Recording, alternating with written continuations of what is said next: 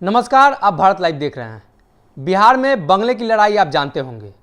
चिराग पासवान और उनके चाचा पशुपति पारस के बीच बंगले की लड़ाई चल रही है। पार्टी लोजपा की लड़ाई चल रही है।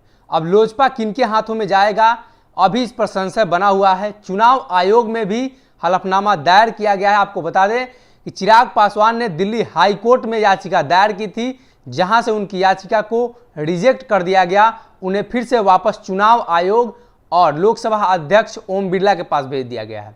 इस मामले को लेकर कई तरह के खबरें आई, लेकिन चिराग पासवान ने यह दावा कर दिया कि अभी भी लोजपा पार्टी उनकी है। हालांकि बीजेपी और जेडीयू ये दोनों पार्टियां कह रही हैं कि लोजपा का असली हकदार पशुपति पारस है, और पशुपति पारस भी इस बात को कई बार दोहराते रहे हैं। उन्होंने भी कहा है कि रामविलास पासवान की संपत्ति का वारिस भले ही चिराग पासवान हो, लेकिन उनके राजनीतिक हैसियत का वारिस मैं हूं, क्योंकि जिस तरीके से पार्टी चल रही थी और परिवार चल रहे थे उसमें एक भाई नहीं रहे, और रामविलास पासवान जब तक थे उन्होंने पार्टी चलाई।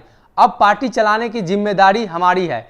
इसको लेकर अब लोजपा कोटे से उन्हें मंत्रिमंडल में शामिल भी कर लिया गया है और वो बिहार आने वाले हैं। इस बात को लेकर कई तरह के संशय बना हुआ है। चिराग पासवान इसी क्रम में आशीर्वाद यात्रा निकाल रहे थे और अचानक से दिल्ली चले जाते हैं। खबरें ये आती है कि आरजेडी के साथ उनकी बातचीत आगे बढ़ चुकी है। श्याम रजक उनसे मुलाकात भी करते हैं और उसके बाद श्याम रजक महागठबंधन के तमाम दलों से मुलाकातें करते हैं।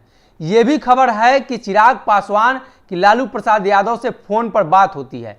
ये सारी कहानी आप जानते होंगे, लेकिन इस कहानी में अब एक नया मोड़ आ गया है। आपको बता दें कि चिराग पासवान का दिल्ली वाला बंगला जो 12 जनपद में था वो उनसे छीन सकता है।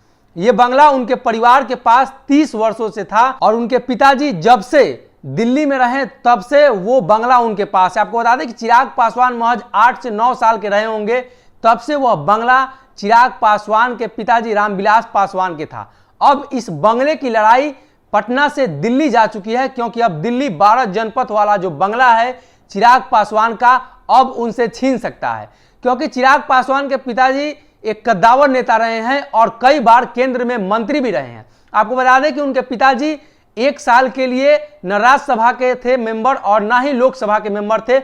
उस समय उस बंगले का किराया उन्हें देना पड़ा था। आप इससे समझ सकते हैं कि चिराग पासवान के सामने उनकी हैसियत बहुत बड़ी थी, तब भी उन्हें उस बंगले को लेकर 1 साल का किराया देना पड़ा था।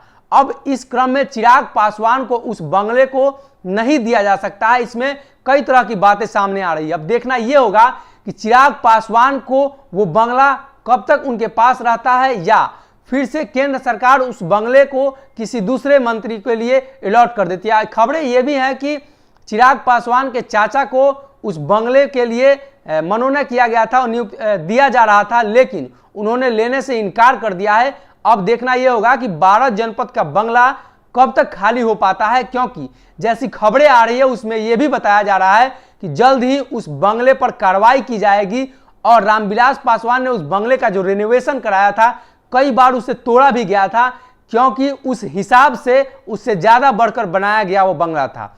अब इस मामले में केंद्र सरकार की ओर से अभी तक कोई टिप्पणी नहीं हुई है, लेकिन मीडिया रिपोर्ट्स के मुताबिक चिराग पासवान को कई बार ऐसी नोटिस दी जा चुकी है। अब देखना यह होगा कि चिराग पासवान के पास ये बंगला कब तक रह पाता है। अगर ये वीडियो पसंद आई और वह बिहार के राजनीति और बिहारियत से सरोकार रखेनी तो सब्सक्राइब बटन दबा के चैनल के सब्सक्राइब कर ली। ओजे एगो घंटी बा, ओकरा बटन दबा देला से कुल सटीक और मारक खबर रुआ मुफ्त में मिल जाई।